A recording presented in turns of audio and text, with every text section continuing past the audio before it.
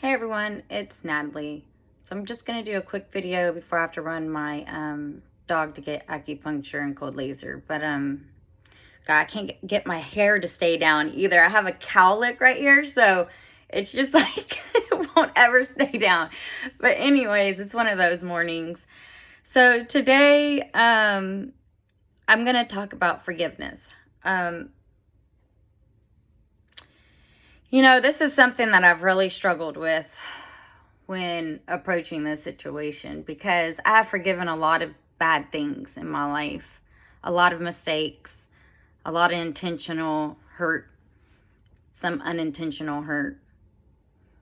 But when I think about the way that my mother-in-law treated me and how cruel and vicious she was, and how many times she tried to destroy my life, and how many times she tried to destroy my husband's life and my child's life.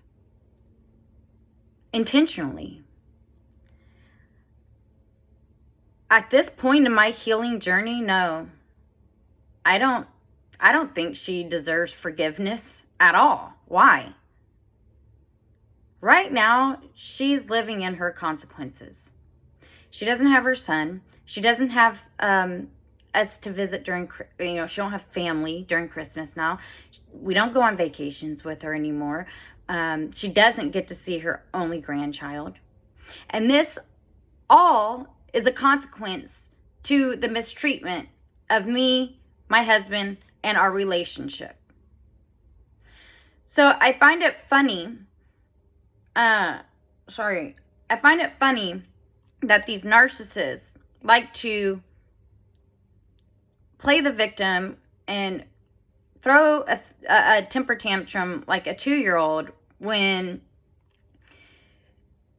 you finally go no contact and you're like, screw this, I'm not dealing with this anymore. But then at the same time, they try to hoover you, I guess, to see if they're forgiven. And every time you fall for this hoover or this love bombing, the narcissist legitimately thinks everything is under the bridge. Like everything's all good, even though nothing was ever talked about. Or maybe it was talked about and they gaslit you, or they used cognitive dissonance on you and confused you and made you believe that the things you accused them of, that you did. That's what they try to convince you, that you are them and they are you. And so when I hear people say, forgiveness is the only way to heal and move forward, I think certain things, yeah, I do agree with that. But on this matter, I don't think these people deserve any forgiveness because they put themselves in the situation that they're in right now. All the drama, all the trauma that has been happening in this relationship with your in-laws is due to them disrespecting you and not honoring you and not cherishing you and not loving you. They are on a mission to destroy you as a person. Because you come into their child's life and they look at it as you stealing their child from them instead of, sharing the love and being happy for this couple. They treat you as though you are an enemy. They act like a jealous ex-girlfriend. And so when they're on revenge, and when they're in the revenge mode, and they're just plowing through everyone to get to you, they're doing some really sneaky, creepy, just bizarre things to destroy you, which it does it does kind of destroy you, because here you are wanting acceptance in your spouse's family, and instead of getting the admiration and love and respect that you deserve, they are set out to destroy you with revenge and pettiness. And so To forgive someone means in your heart, you truly forgive that person for doing or saying something. But I kind of look at it like this. Would I ever forgive Hitler for destroying the Jews' life? No. Would anyone ever forgive Hitler? No, they wouldn't, because he was a horrible, horrible individual. Well, why would I forgive the most horrible human being that's ever been in my life? The things that these narcissistic mother-in-laws do, maybe it's your father-in-law too, is unforgivable because it's intentional. These aren't things that are mistakes. These are purposeful.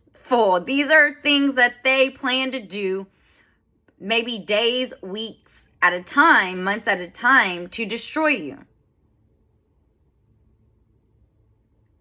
And maybe one day I'll get to the point in my healing journey that I forgive her. But do I forgive her? Hell no. She almost ended my marriage. She was threatening to take me to court for my son and raise him as her own.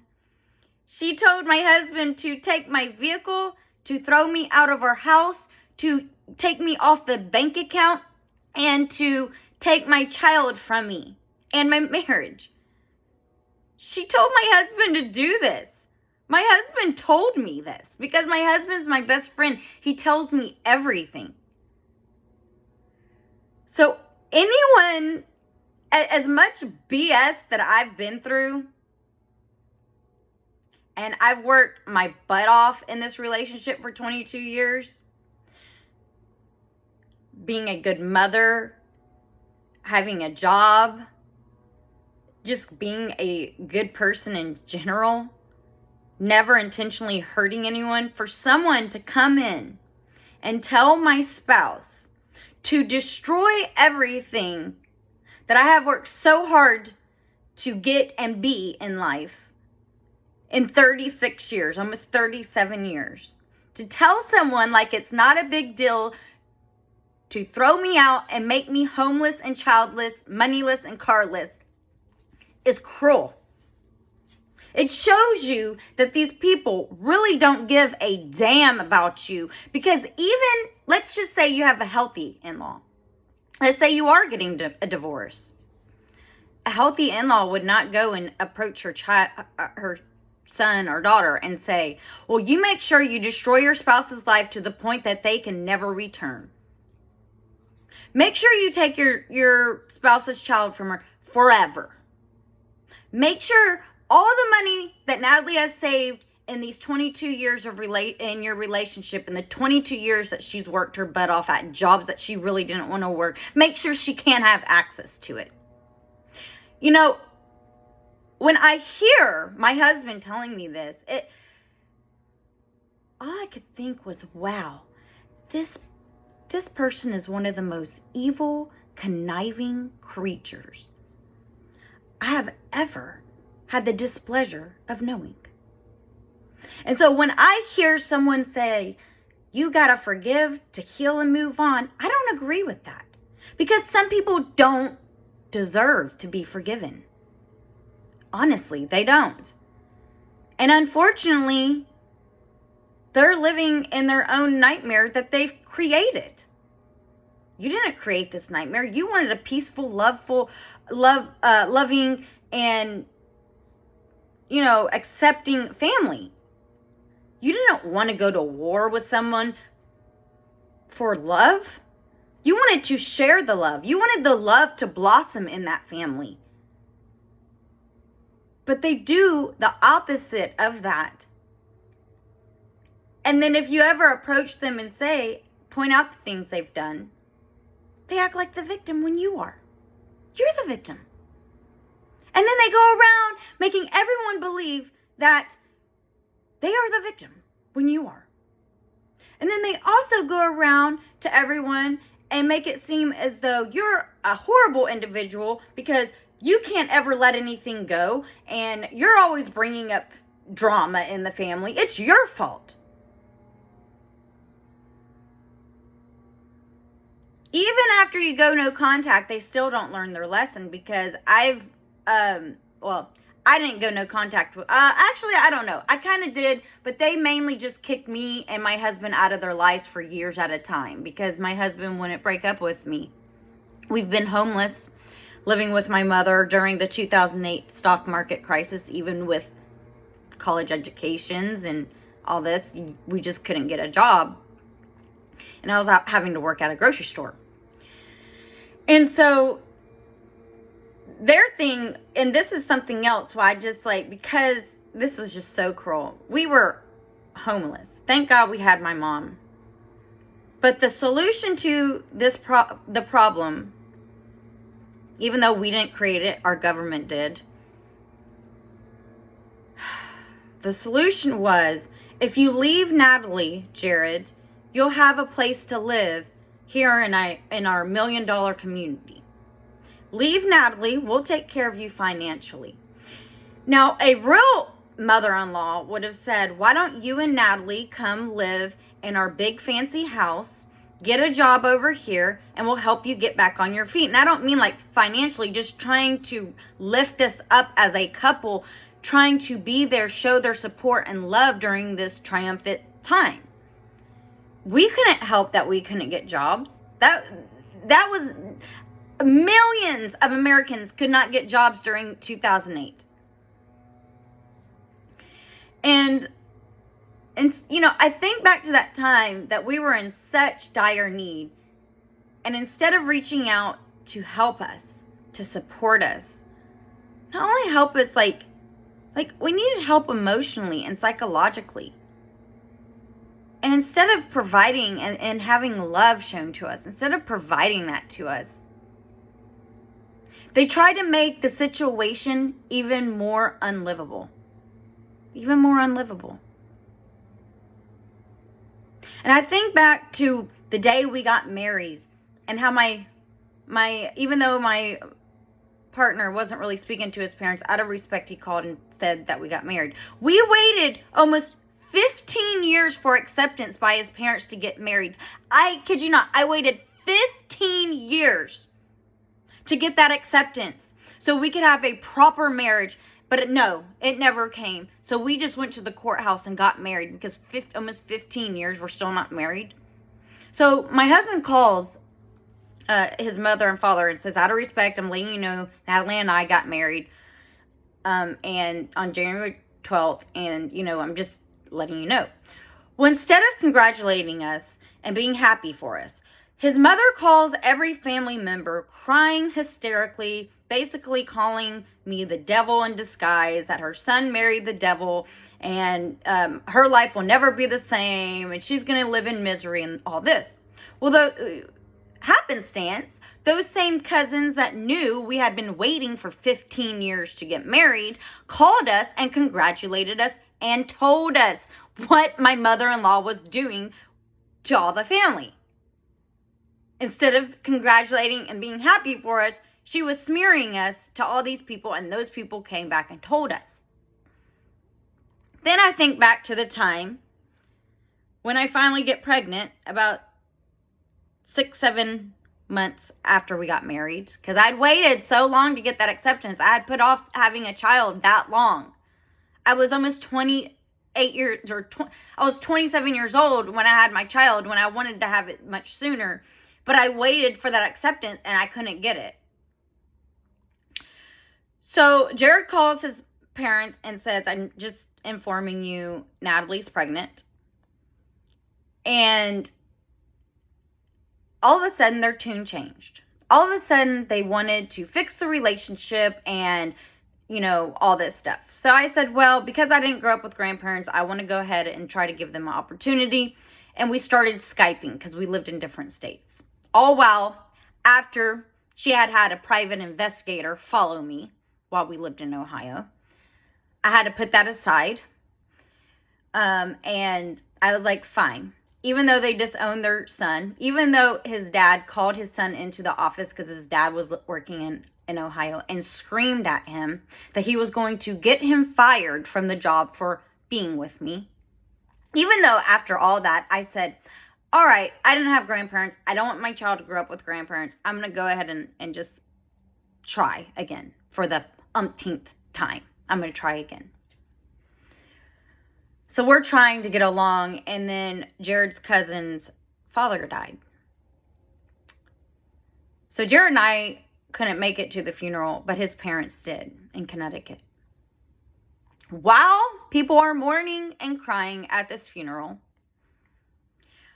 my mother-in-law went around to people mourning a death and told people that she would never see her grandchild, that I was going to keep her grandchild from her, all while we were trying to fix our relationship. I didn't find this out until after I went no contact. My cousin told me.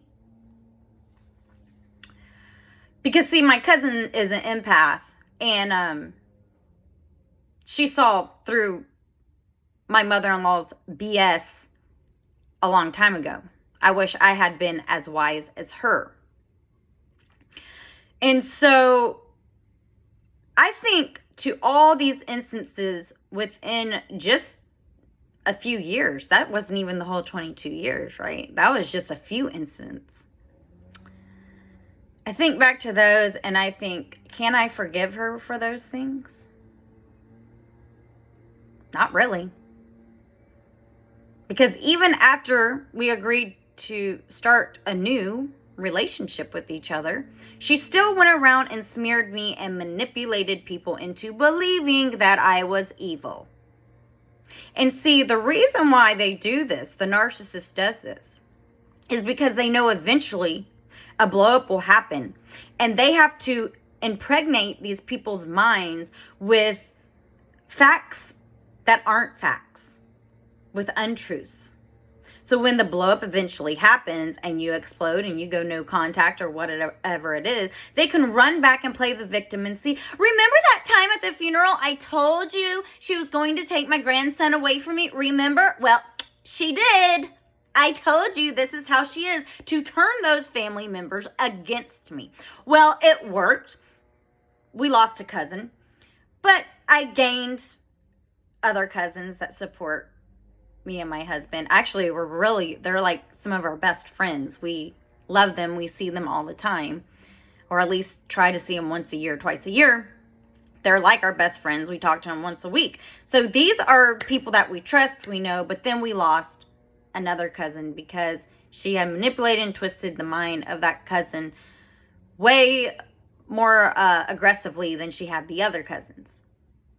And also that cousin that she manipulated into believing I was evil also has been looking for acceptance in my mother-in-law for a long time. And I also think she's a gold digger, and that she thinks that if she is close to my mother-in-law, that my mother-in-law will leave her something in her will. See, I got these people figured out. You don't know. Okay, so let me tell you, when I think about all this, I think I just want to give them the middle finger and say, hell no, they don't deserve forgiveness. And I pray one day the Lord will give me the strength to have that forgiveness, but maybe he doesn't. Maybe she's going to get what is coming to her when she does die. Because people like that don't go to heaven. They don't go to heaven. These people don't do any good in their life. So then they don't do good in life, and then they also treat people like trash. Those people aren't getting in to heaven. No, they're not. So when I think about that, I think, well, she's going to get her punishment with God, but at the same time, she's living her punishment that I've bestowed upon her because of her actions. There are consequences to every action. There is a reaction to every action. So no, the word forgiveness is not in my vocabulary when I think about that situation. But the good news is I no longer have that drama-filled life, that trauma. I'm not constantly feeling threatened that my husband might listen to his mom and leave me, or that my in-law might try to take me to court for my son, or whatever. All those threats that lingered over me are no longer there, and my relationship with my husband has grown stronger because we are no longer bickering about the way his mother treats me. And that's the thing. When you take the mother-in-law out of the equation of your relationship, you soon see that the upheaval in your relationship, the drama in your relationship, was due to the person that you took out of the equation. Because once you take them out of the equation, your relationship is fine. There's no arguing. There's nothing like that. But with these people in your relationship, there is. So it's simple math.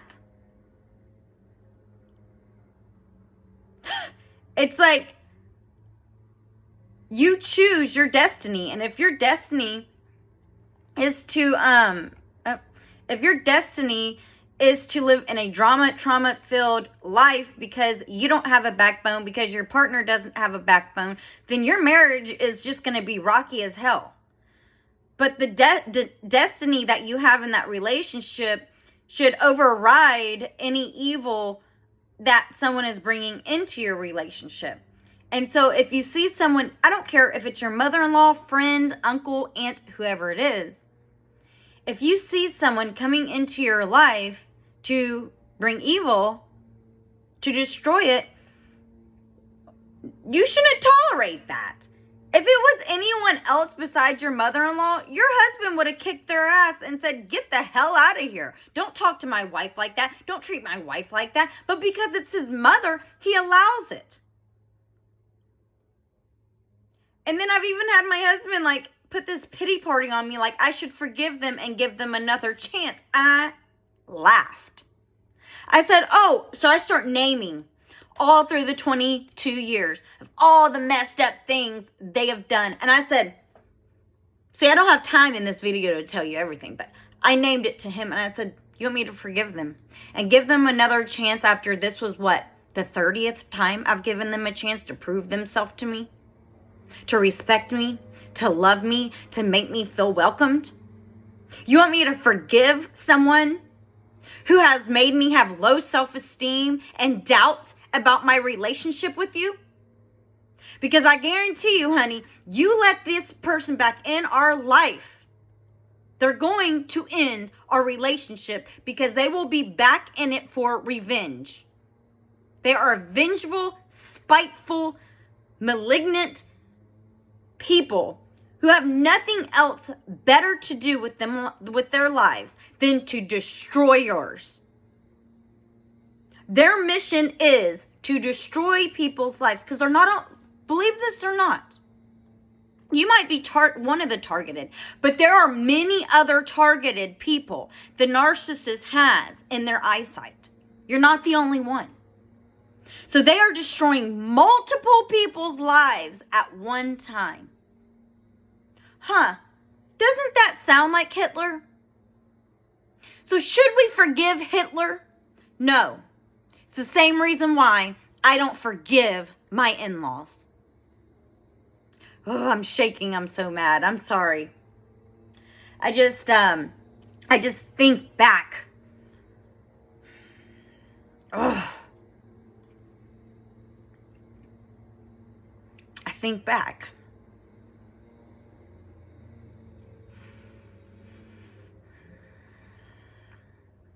And it's a hard pill to swallow.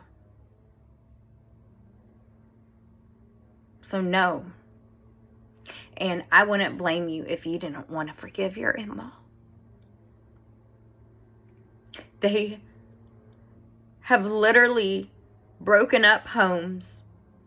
They have literally almost destroyed marriages. They have destroyed their very own child's life, their very own grandchildren's life. should we forgive a bulldozer like that? No. Because they know what they're doing. That's why they keep doing it, because they have had success in the past with this mentality. They've had success. This is why they use this as their motive. This is their operandi motive, or however you say it, motive operandi. That's it. Because it's worked in the past, they use it in the future. So, the good news, though, too, is not only my marriage has gotten better, but my CPTSD has slowed down, and I don't think about it as much, where before I was constantly thinking about it. I was arguing with myself. I found myself in the shower arguing, in the car arguing, just sitting in my own space arguing, at work arguing with myself, because I felt guilty enough to almost allow them back in our life because my husband was hurting so bad about this.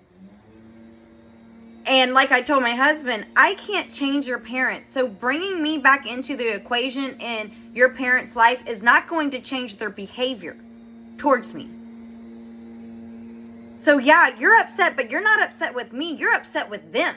And he has admitted it. He said that it's hard to accept that he has these type of parents. Because they were good parents providing for him, but they weren't good parents emotionally for him. He never had the bond or connection that he has with his child, with his parents. They were very authoritarian. He doesn't even forgive them for a bunch of things that they've done. And so, you know, when your husband's like trying to do this guilt trip on you,